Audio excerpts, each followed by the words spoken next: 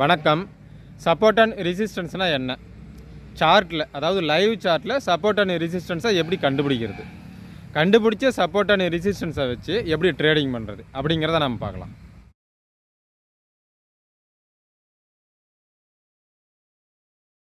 முதல்ல ஒரு ஸ்டாக் இருக்குதுன்னா அதை வாங்குறவங்களும் இருப்பாங்க, விற்கிறவங்களும் இருப்பாங்க. பையர்ஸ் அண்ட் செல்லர்ஸ், கரெக்டுங்களா?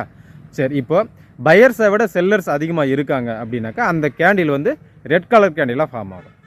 இல்லை செல்லர்ஸை விட பையர்ஸ் அதிகமாக இருக்காங்க அப்படிங்கிற போது அது க்ரீன் கலர் கேண்டிலாக ஃபார்ம் ஆகும். அதாவது பையர்ஸுக்கும் செல்லர்ஸுக்கும் இடையில் நடக்கக்கூடிய அந்த ட்ரேடிங் தான் ஒரு கேண்டிலாக ஃபார்ம் ஆகுது. ப்ரைஸ் ஆக்ஷன் அப்படின்னு சொல்லப்படுகிற ஒரு கேண்டில் இந்த மாதிரி தான் ஃபார்ம் ஆகுது.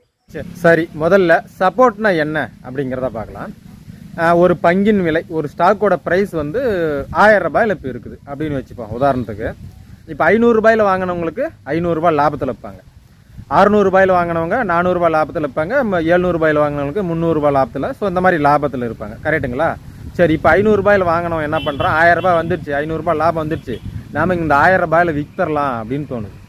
அப்போ நம்மளுக்கு 500 ரூபாய் லாபத்தில் நம்ம இருக்கோம், 300 ரூபாய் 400 ரூபாய் 200 ரூபாய், இப்போ 900 வாங்கினவங்களுக்கு 100 ரூபாய் லாபத்தில் இருக்குது, நம்ம விற்றுறலாம் அப்படின்னு சொல்லிட்டு தோணுது. அப்போது இங்கே வந்து செல்லர்ஸ் வந்து அதிகமாகறாங்க. அதாவது இந்த 1000 ரூபாயில் நம்ம விற்கலாம் அப்படிங்கிற மாதிரி விற்கிறவங்க அதிகமாகறாங்க, செல்லர்ஸ் அதிகமாகறாங்க 1000 ரூபாயில். சரிங்களா? சரி, இப்போ பையர்ஸ் இருக்காங்கன்னா ஐயோ 1000 ரூபாயெல்லாம் வாங்க முடியாது சாமி, நான் 500 ரூபாயில் பார்த்தா 600 ரூபாயில் பார்த்தா இப்போ 700 ரூபாய் 800 ரூபாய் வரைக்கும் 1000 ரூபாய் வரைக்கும் வந்துடுச்சு, 1000 ரூபாயெல்லாம் நான் வாங்க மாட்டேன் அப்படிங்கிற போது வாங்குறவங்க கம்மியாக வராங்க, கரெக்டுங்களா? இப்போது வாங்குறவங்க பையர்ஸ் கம்மியாக இருக்கிறாங்க, விற்கிறவங்க செல்லர்ஸ் அதிகமாகறாங்க.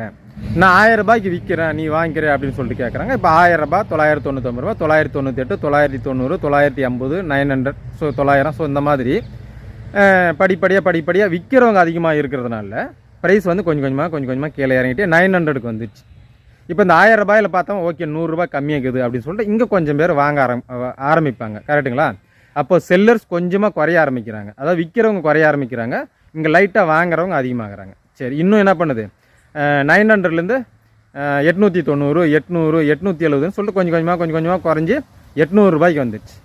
இப்போ செல்லர்ஸ் வந்து கம்மியாகிட்டே வராங்க. ஏன்னா அவங்க விற்கிறதுக்கு யோசிப்பாங்க, 1000 ரூபாயில் விற்றுந்தா நம்மளுக்கு 500 ரூபாய் லாபம் இருக்கும், இல்லை 100 ரூபாய் லாபம் வந்துருக்குன்னு சொல்லிட்டு அப்போ யோசித்தாங்க. இப்போ லாபம் குறைய அந்த விற்கிறவங்க கம்மியாக வராங்க, ப்ரைஸ் கம்மியாக கொஞ்சம் டிஸ்கவுண்ட் ப்ரைஸில் நம்மளுக்கு கிடைக்குதுன்னு சொல்லிட்டு வாங்குறவங்க அதிகமாகறாங்க, கரெக்டுங்களா? சரி, இப்போ 800 ரூபாயிலேருந்து 790, 780, 770ன்னு சொல்லிட்டு 700 ரூபாய் வந்துச்சு. இப்போ 700 ரூபாய்க்கு வந்த உடனே இந்த 1000 ரூபாயில் பார்த்தவங்களாம் இந்த 700 ரூபாய் 300 ரூபாய் கம்மியாக்குதுடா வாங்கடா அப்படின்னு சொல்லிட்டு வாங்கும்போது பையர்ஸ் அதிகமாகறாங்க. இப்போ செல்லர்ஸ் வந்து என்ன பண்ணுறாங்க? கம்மியாயிடுறாங்க. ஆஹாப்பா, நான் 700 ரூபாய்க்கெலாம் நான் விற்க மாட்டேன் அப்படின்னு சொல்லிட்டு செல்லர்ஸ் வந்து கம்மியாயிடுறாங்க. இப்போ வந்து பையர்ஸ் அதிகமாகறாங்க. அதாவது 1000 ரூபாயில் இருந்த ஒரு பங்கின் விலை படிப்படியாக கீழே இறங்கிட்டே வந்து 700 ரூபாயில் தாங்கி பிடிக்கப்படுகிறது இங்கே, கரெக்டுங்களா? அப்போ இதுக்கு பேர் தான் சப்போர்ட்னா என்ன? நம்ம தாங்கி பிடிக்கிறதுக்கு பேர் தான் சப்போர்ட், கரெக்டுங்களா? ஸோ இப்படி தான் ஒரு சப்போர்ட் வந்து ஃபார்ம் ஆகுது. சரி, அடுத்தது ரெசிஸ்டன்ஸ். இப்போ ஒரு ஸ்டாக்கோட ப்ரைஸ் வந்து 500 ரூபாயில் இருக்குது அப்படின்னு வச்சுப்போம். 500 ரூபாயில் இருக்கும்போது ஓகே இது வந்து கம்மியான ப்ரைஸில் தான் நம்மளுக்கு கிடைக்குது அப்படின்னு சொல்லிட்டு இங்கே வந்து பையர்ஸ் வந்து அதிகமாக இருக்கிறாங்க, அதாவது வாங்கலாம் அப்படிங்கிறவங்க பையர்ஸ் வந்து அதிகமாக இருக்கிறாங்க, செல்லர்ஸ் வந்து கம்மியாக இருக்கிறாங்க. ஏன்?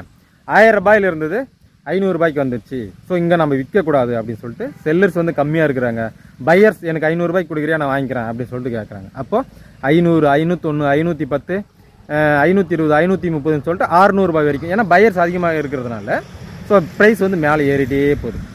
600 ரூபாய் போனவுடனே இந்த பையர்ஸ் கொஞ்சமாக கம்மியாக வராங்க, செல்லர்ஸ் கொஞ்சம் அதிகமாகறாங்க. ஏன்னா 100 ரூபாய் எக்ஸ்ட்ரா மேலே வந்திருக்கு, நம்ம இங்கே கொஞ்சம் விற்கலாம் அப்படிங்கிற மாதிரி ஒரு சில பேருக்கு தோணுமில்ல. அப்போ செல்லர்ஸ் வந்து கொஞ்சமாக அதிகமாகறாங்க, பையர்ஸ் கொஞ்சமாக கம்மியாகிறாங்க.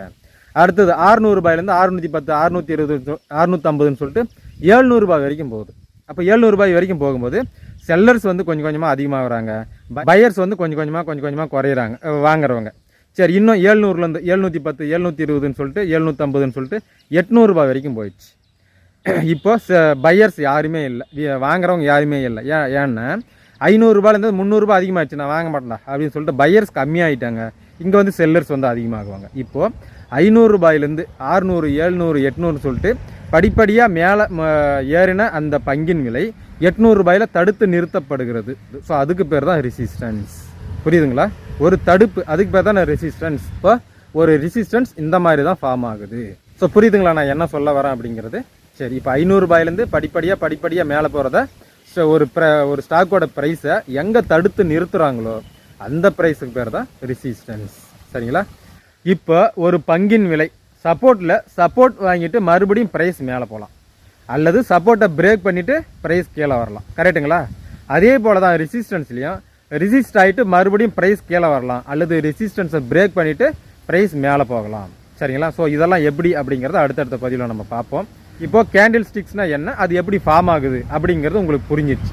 சப்போர்ட் அண்ட் ரெசிஸ்டன்ஸ்னால் என்ன, அது எப்படி ஃபார்ம் ஆகுது அப்படிங்கிறது உங்களுக்கு புரிஞ்சிடுச்சு. கரெக்டுங்களா? அப்போ லைவ் சார்ட்டில் சப்போர்ட் அண்ட் ரெசிஸ்டன்ஸை எப்படி கண்டுபிடிச்ச சப்போர்ட் அண்ட் ரெசிஸ்டன்ஸை வச்சு எப்படி ட்ரேடிங் பண்ணுறது அப்படிங்கிறத நம்ம அடுத்தடுத்த பதிவில் பார்ப்போம். நன்றி.